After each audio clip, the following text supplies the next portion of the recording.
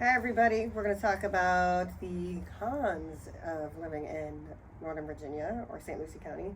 We talked about the pros in a prior video, but not every place is perfect. So we're going to tell you a little bit about the cons of living in Northern Virginia versus South Florida. So I will start with the fact that you see me wearing a big fluffy jacket right now. It is not warm here. We are in the middle of winter. No, we're at the beginning of winter, but it's pretty cold in December and doesn't start warming back up until about March, the end of March. So we have 3 months of very, very cold weather for me. Another con about Northern Virginia is the traffic. The good news is that a lot of people are able to work from home right now, but the bad news is that we do have major interstates all over the place, and we have toll roads, and so we're right off of 66 and 15 here in Haymarket, but even closer in towards DC, you're talking about the Beltway around DC, 295, 395, just to get you in and out of Tyson's Corner or Arlington or anywhere trying to get into the city. I'm not fond of the traffic, so that's con number 2. I would say, let me think about the third con. I don't know, I'm gonna have to think about that. Sometimes it's a little hard, actually. Yeah. You know, when you live in an area, it can be a little bit harder to find out that third, or figure out what that third thing is. So I'll jump in there for a minute. One of the number one things I would say a con in living in Florida in general is that we have a seasonality as well, and it might not be weather related. We have snowbirds. So we have a seasonality where a lot of people come down for the winter season. So you want to be prepared, and it can be a little bit of a con. You want to know in certain areas of Florida that you may not be going out to get dinner because the restaurants might be packed.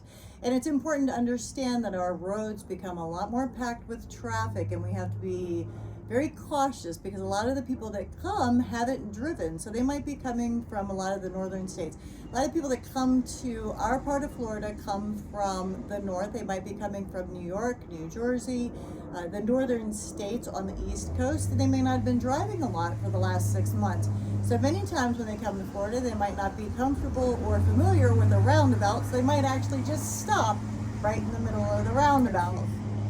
So it's really important to know that when our snowbirds come, that the restaurants might pack up.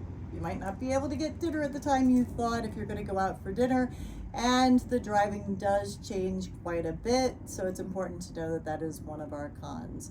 The other one that a lot of people don't necessarily like is our summers can be pretty hot. We do get some hot summers. Being close to the beach, we do still get a breeze, but it does get pretty warm. Now, I've adapted to it because I've lived there for a long time, but some people, especially if you were to be in the middle of the state, a lot of times you don't get that cool wind, that cool breeze from the beach. Where we're at on the coast, you do get a bit of a breeze, but it can get pretty hot. And I would say the third for us would be the bugs.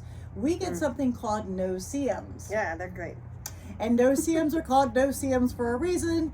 You don't see them, but they will bite you and they will leave marks on you. So if you're planning to go out and you're going to have dinner on the beach and you're thinking, oh, this is a wonderful restaurant, you might want to buy some of the sprays. They come out with a million types of lotions and things like that, but the bugs tend to come out, and the no-see-ums, especially in the summertime, can be a bit of a challenge. That would be my third really con that people do not like in Florida. What about snakes and alligators? Do you see them? You don't see them on the coast, I say, as much. But yeah, once in a while you will get a snake. It does come up in a lot of conversation, actually. We don't see as many alligators or snakes where we're at, but if you do go towards the Okeechobee and you're hanging out near Okeechobee, you might. I do have a friend the other day that did run across a snake, but it's pretty rare because we're in populated areas. It's more like in a community where you don't really see them as much. But if you do go out into the, into the Okeechobee, or if you're out on a trail out there, then you might see more of it. The alligators, we really don't see as much of in the communities. So if you're in a community, but if you go out farther in some of the more land areas, because we do have some where there's a lot more land. So yeah, you might see some there. But we do hear a lot about alligators, and it's funny how many people ask about all the alligators. It's very interesting because it's a big topic of conversation in Florida. Yep. What's another con? Did you come up with one more? I did. The last con is that we like to go out a lot. We like to go out to eat. And we like to go out and drink. And we like to go out and do fun things. Well, the cost in this area for a glass of wine compared to going south is probably double, if not triple. And it's crazy. But I know that it's a lot of liquor laws and that kind of stuff. But the prices are it's a little pricey here. So I think one of our other videos we'll put onto our playlist, and we might even do that on a different type of video, is going to be a cost of living comparison. So if you'd like to hear more about that cost of living comparison, you can drop a comment below, and we'll share some of that cost of living comparison, what it might be like. Maybe we'll even take you for a tour through a grocery store or something like that and share what the cost of living comparison is, because cost of living does definitely make a difference when you're making a decision where you want to live. Yes, agreed.